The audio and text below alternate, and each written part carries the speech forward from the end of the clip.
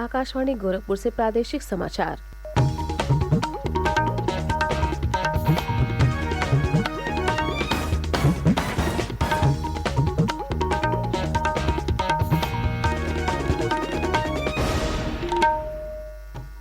नमस्कार।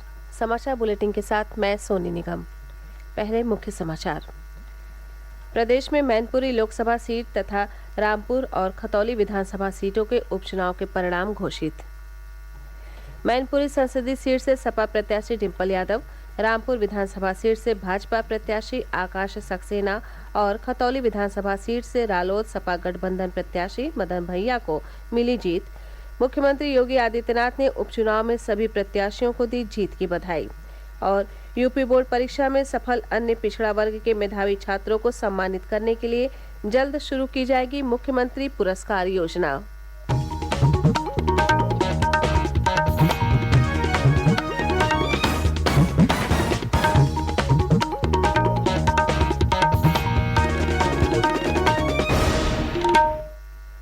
अब समाचार विस्तार से।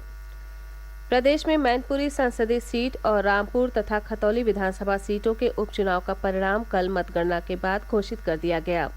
मैनपुरी लोकसभा सीट पर समाजवादी पार्टी को जीत मिली, जबकि खतौली विधानसभा सीट राष्ट्रीय लोकदल ने और रामपुर विधानसभा सीट भारतीय जनता पार्टी ने जीती।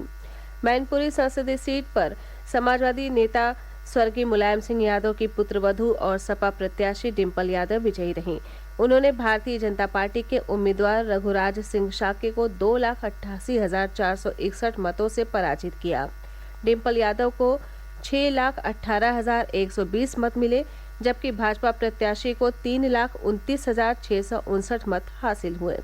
ये संसदीय सीट समाजवादी पार्टी के संस्थापक मुलायम सिंह यादव के निधन के कारण रिक्त हुई थी। समाजवादी पार्टी की प्रतिष्ठा वाली रामपुर विधानसभा सीट पर भारतीय जनता पार्टी के उम्मीदवार आकाश सक्सेना ने जीत दर्ज की। उन्होंने समाजवादी पार्टी प्रत्याशी और सपा के वरिष्ठ नेता आजम खां के करीबी आसिम राजा को 34,000 से अधिक मतों से पराजित किया। हेट स्पीच मामले में सपा नेता आजम खां को सजा होने के बाद उनकी विधानसभा सदस्यता रद्द कर दी गई थी। सदस्यता रद्द होने से खाली हुई सीट पर चुनाव कल संपन्न हुआ। आजम खां रामपुर विधानसभा सीट से 10 बार विधायक रह चुके हैं। इस सीट को समाजवादी पार्टी की परंपरागत सीट माना जाता है। वहीं खतौली विधानसभा सीट के उपचुनाव का नतीजा राष्ट्रीय लोकदल के पक्ष में गया। वहां रालोद सपा गठबंधन प्रत्याशी मदन भैया ने भारतीय जनता पार्टी की प्रत्याशी राजकुमारी को 22,000 से अधिक मतों से पराजित कर जीत हासिल की। मुख्यमंत्री योगी आदित्यनाथ ने मैनपुरी संसदीय सीट और रामपुर तथा खतौली विधानसभा सीटों के उपचुनाव में विजयी सभी पार्टियों के प्रत्याशियों को बधाई दी है। श्री योगी ने विशेष रूप से रामपुर वासियों को और भाजपा कार्यकर्ताओं को बधाई दी है। उन्होंने कहा कि रामपुर सीट समाजवादी पार्टी की परंपरागत सीट रही है और पहली बार भारतीय जनता पार्टी ने वहां जीत दर्ज की है। उधर समाजवादी पार्टी ने मैनपुरी लोकसभा सीट के उपचुनाव में समाजवादी और खतौली में सपा आरएलडी गठबंधन की जीत को वर्ष 2024 में होने वाले लोकसभा चुनाव की दिशा का संकेत बताया है। पार्टी के राष्ट्रीय सचिव और पूर्व मंत्री राजेंद्र चौधरी ने डिम्पल यादव की जीत पर पार्टी कार्यकर्ताओं को बधाई देते हुए कहा कि समाजवादी पार्टी ही भारतीय जनता पार्टी का राजनीतिक विकल्प है। केंद्र सरकार ने 2024 के अंत तक 42 लाख रेहड़ी पटरी वालों को PM street vendors Atmanirbhar Nidhi PM Svanidhi योजना का लाभ दिलाने का लक्ष्य निर्धारित किया है। केंद्रीय आवासन और शहरी कार्य राज्य मंत्री कौशल किशोर ने कल लोकसभा में एक प्रश्न के लिखित उत्तर में बताया कि केंद्र ने इस वर्ष पीएम स्वनिधि योजना को कुछ प्रावधानों के साथ मार्च 2022 से आगे लागू कर दिया है। इस योजना के तहत ऋण लेने की अवधि 2024 के आखिर तक बढ़ा दी गई है। श्री किशोर ने कहा कि पिछले महीने के अंत तक 10,000 रुपए के प्रथम ऋण का लाभ करीब 32 लाख रेहड़ी पटरी वालों ने हासिल किया है। उन्होंने बताया कि राज्यों और केंद्र शासित प्रदेशों ने अब तक 13,403 वेंडिंग जोन की पहचान कर ली है। केंद्र सरकार ने 100 स्मार्ट सिटी के लिए 34,000 करोड़ रुपए से अधिक की धनराशि जारी की है। इनमें से 30,000 400 करोड़ रुपए खर्च किए जा चुके हैं। आवासन और शहरी मामलों के राज्य मंत्री कौशल किशोर ने आज लोकसभा में एक प्रश्न के लिखित उत्तर में ये जानकारी दी। प्रादेशिक समाचार आप आकाशवाणी गोरखपुर से सुन रहे हैं। ये समाचार बुलेटिन हमारे YouTube channel AIR news Gorakhpur और ट्विटर हैंडल AIR News_GKP पर भी उपलब्ध है। यूपी बोर्ड परीक्षा में सफल अन्य पिछड़ा वर्ग के मेधावी छात्रों को सम्मानित करने के लिए मुख्यमंत्री पुरस्कार योजना का प्रस्ताव तैयार किया जा रहा है। प्रतियोगी परीक्षाओं की तैयारी डिजिटल रूप से कराने का प्रस्ताव भी बन रहा है। राज्य के पिछड़ा वर्ग कल्याण राज्य मंत्री स्वतंत्र प्रभार नरेंद्र कश्यप ने लखनऊ में विभागीय कार्यों की प्रगति का जायजा लेते हुए अधिकारियों से कहा कि इन प्रस्तावों को जल्द से जल्द अनुमोदन के लिए भेजा जाए। इस दौरान श्री कश्यप ने डॉक्टर शकुंतला मिश्रा पुनर्वास विश्वविद्यालय में दिव्यांग छात्रों का अधिक से अधिक पंजीकरण कराने पर भी जोर दिया। उन्होंने बताया कि विश्वविद्यालय में सरकार के सहयोग से दिव्यांग विद्यार्थियों को मुफ्त शिक्षा, छात्रावास और भोजन की व्यवस्था उपलब्ध कराई जा रही है। उन्होंने बताया कि इस विश्वविद्यालय में विभिन्न पाठ्यक्रम संचालित किए जा रहे हैं और सभी पाठ्यक्रम में 50% सीटें दिव्यांगजनों के लिए आरक्षित हैं। बेसिक शिक्षकों के पारस्परिक अंतर जनपदी तबादले सर्दी और गर्मी के अवकाश के दौरान किए जाएंगे। परिषदी शिक्षक स्थानांतरण के लिए कभी भी ऑनलाइन आवेदन कर सकते हैं। राज्य के स्कूल शिक्षा महानिदेशक विजय किरण आनंद ने इस बारे में जरूरी दिशा निर्देश जारी किए हैं।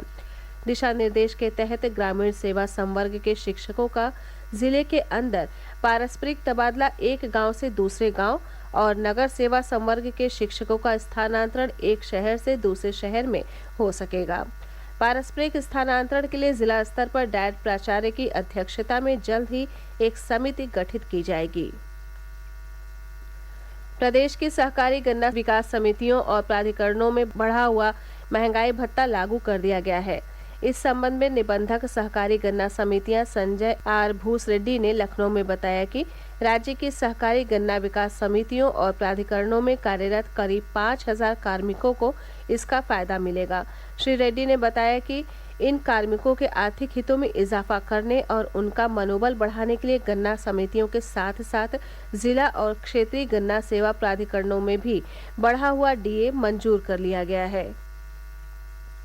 देश भर में ऊर्जा दक्षता सेवा लिमिटेड EESL ने अब तक लगभग 37 करोड़ LED बल्ब, 72 लाख से अधिक LED ट्यूबलाइट और 23,59,000 से अधिक पंखे वितरित किए हैं।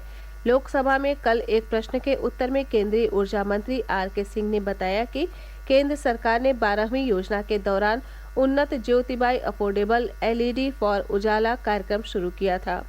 उन्होंने कहा कि इस योजना के तहत घरेलू उपभोक्ताओं को LED बल्ब, ट्यूबलाइट और पंखे वितरित किए जा रहे हैं। वाराणसी में चल रहे काशी तमिल संगमम में शामिल होने के लिए तमिलनाडु से आया प्रोफेशनल ग्रुप कल सुबह नगर के मंदिर चौक पहुंचा, जहां उसमें शामिल कलाकारों ने पारंपरिक लोक नृत्य और गीतों की बाबा विश्वनाथ दरबार में प्रस्तुति दी। इस यात्रा के क्रम में सभी दर्शनार्थियों ने विशालाक्षी और मां अन्नपूर्णा मंदिर में भी माथा टेका और बाबा का प्रसाद ग्रहण किया। तमिलनाडु से आया यह दल नगर के दर्शनीय स्थलों के भ्रमण के साथ साथ काशी हिंदू विश्वविद्यालय में आयोजित सांस्कृतिक संध्या में भी शामिल हुआ। बिजनौर जिले में जल्द ही कुछ और आवास विहीन ग्रामीणों को नए मकानों की सौगात मिलेगी। मुख्य विकास अधिकारी पूर्ण बोरा ने बताया कि जिले को प्रधानमंत्री आवास योजना के तहत 1,912 नए आवास आवंटित किए गए हैं।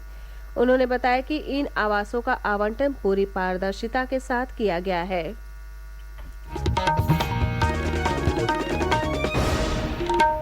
अंत में मुख्य समाचार एक बार फिर। प्रदेश में मैनपुरी लोकसभा सीट तथा रामपुर और खतौली विधानसभा सीटों के उपचुनाव के परिणाम घोषित। मैनपुरी संसदीय सीट से सपा प्रत्याशी डिम्पल यादव, रामपुर विधानसभा सीट से भाजपा प्रत्याशी आकाश सक्सेना और खतौली विधानसभा सीट से रालोद सपा गठबंधन प्रत्याशी मदन भैया को मिली जीत। मुख्यमंत्री योगी आदित्यनाथ ने उपचुनाव में सभी प्रत्याशियों को दी जीत की बधाई। और यूपी बोर्ड परीक्षा में सफल अन्य पिछड़ा वर्ग के मेधावी छात्रों को सम्मानित करने के लिए जल्द शुरू की जाएगी मुख्यमंत्री पुरस्कार योजना। इसी के साथ ये समाचार बुलेटिन समाप्त हुआ। नमस्कार।